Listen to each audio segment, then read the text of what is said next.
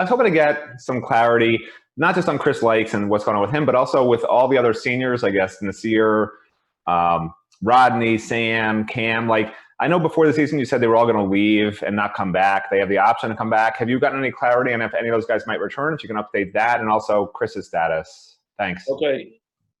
First of all, if you look at our roster, it's very conceivable that you would consider these guys 8 seniors on our team. 8. Willie Harrington is a walk-on, so he's non-scholarship. He will graduate and he will move on. All right. Elijah Ola Yani,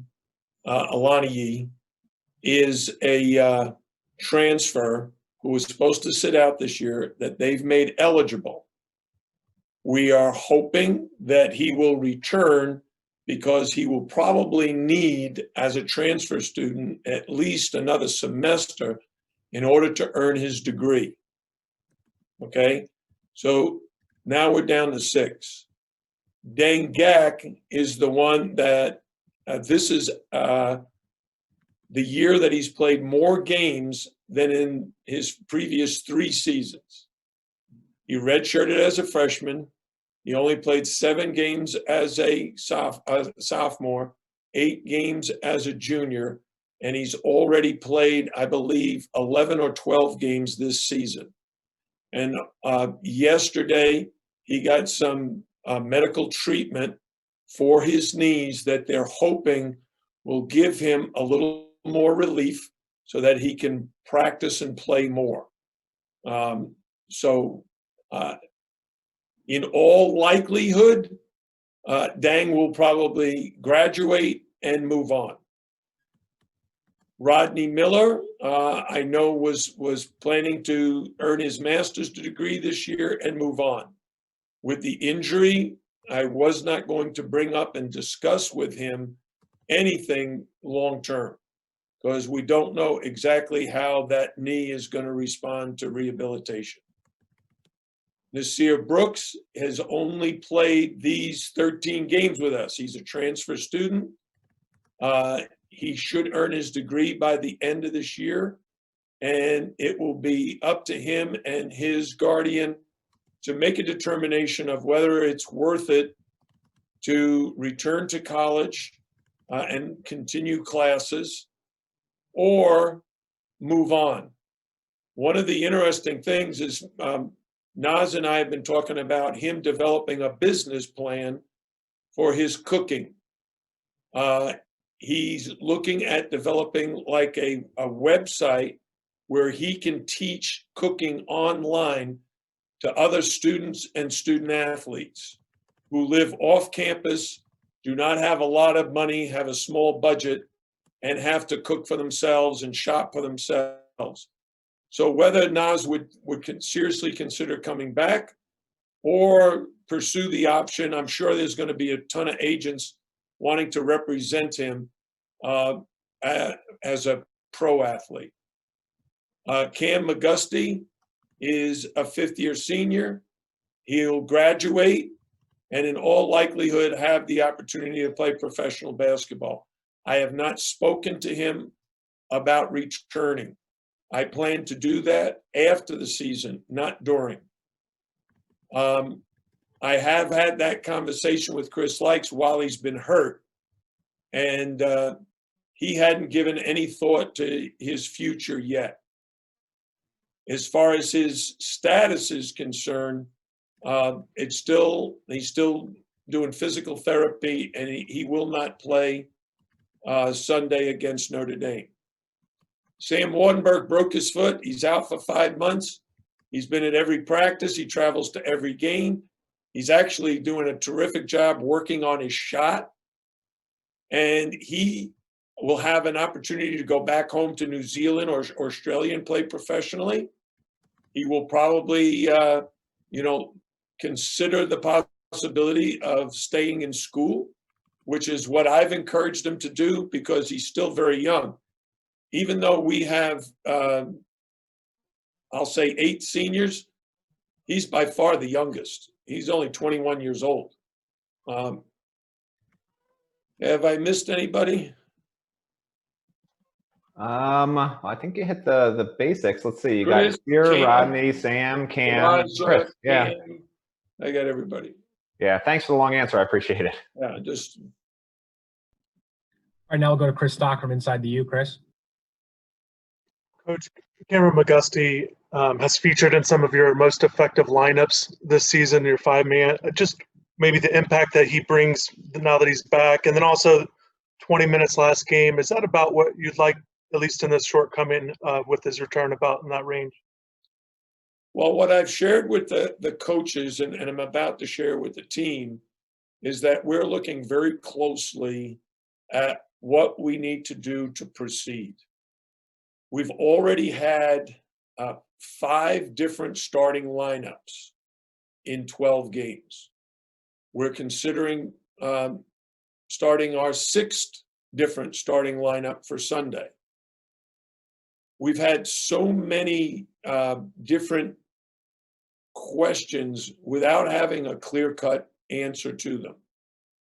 When we were planning for the season, and this is just an example, Sam Wardenberg was likely to be our starting 4-man. And then he was going to be backed up by Anthony Walker, a sophomore, and Matt Cross, a freshman. But by the time the season started, Sam was out, Matt Cross was the starting 4-man, and Anthony Walker was his backup. And then this past week, Anthony Walker was the starter and Matt was his backup. And now we're even considering going to a 4-guard lineup. We've also played Earl Timberlake at the 4 and Elijah Ola Yani. So it basically means we miss Sam because of his ability to guard and rebound. And we're trying a lot of different possibilities at that 4 because Nate Lashevsky for Notre Dame is their leading scorer and in position to be a first or second team all-conference player. So we got to figure out the best way to guard him. Up next, we have Wyatt Copeland from the Miami Hurricane. Wyatt.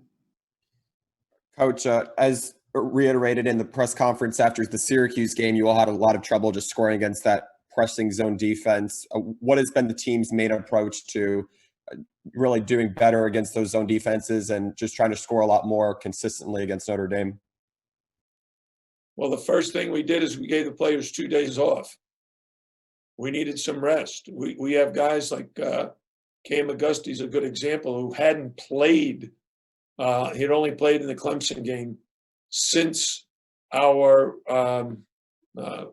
Florida Gulf Coast game back in December. You know, we're now talking late January, and he's basically only played 20 minutes against Syracuse and 20 minutes against Clemson. And Cam is such an important player for us. Not only is he a senior, but he's one of our best 3-point shooters. And he hasn't had the kind of senior year where he's healthy and playing like he practiced all through September and October and November. So we need to get him back and doing well so that we're not asking someone who's not a skilled 3-point shooter to shoot threes. If we had Cam and he's healthy, he might be able to bust that zone, kind of like DJ Vasiljevic did for us for 4 years. So we've got to get Cam, and I won't know this until after practice today and tomorrow, of whether that hamstring has really responded well and that he's close to being 100%. Because clearly, when you don't practice, it makes a huge difference in terms of your conditioning. Up next, we have Steve Wine from the Associated Press. Steve. Jim, we're going to talk to Isaiah here in a minute. I am wondering, how would you describe the role that he has had to assume this season compared with what you would have envisioned for him, say, back in October? Well, the coaches had a staff meeting one day, and I asked them who are our best scorers, not evaluating defense or rebounding or ball handling, just who can put the ball in the basket. And very consistently, the two names that came up were Chris Lykes and Isaiah Wong.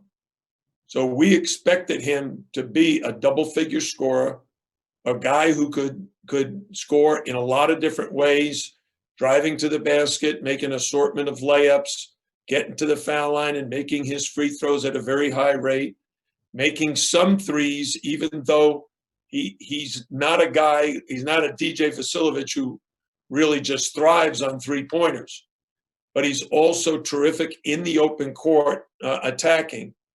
I met with Chris, Isaiah, and Cam, and I basically told them, you are our three best shooters, scorers, assist men, and you guys have to learn to play really well together because you're probably going to be on the court together for 30 minutes or more.